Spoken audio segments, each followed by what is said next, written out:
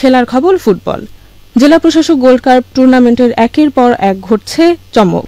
স্বাগতিক সদর ও চকরিয়ার পর এবার টুর্নামেন্ট থেকে বিদায় নিয়েছে রানিং চ্যাম্পিয়ন মহেশখালী উপজেলা ফুটবল দল। শনিবার বিকেলে বীরশ্রেষ্ঠ রুহুল আমিন স্টেডিয়ামে হাড্ডাহাড্ডি লড়াইয়ের পর সাডেন ডেথ টাইব্রেকারে ৬-৫ গোলে মহেশখালীকে হারিয়ে ফাইনালের টিকিট নিশ্চিত করেছে রম্যভূমি খ্যাত রামু উপজেলা। খেলা শুরুতে গেলবারে চ্যাম্পিয়ন মহেশখালীকে জয়ের সমীকরণে এগিয়ে রাখলেও রামুর তীব্র প্রতিরোধ দেখে ধারণা বদলে যায় উপস্থিত দর্শকদের।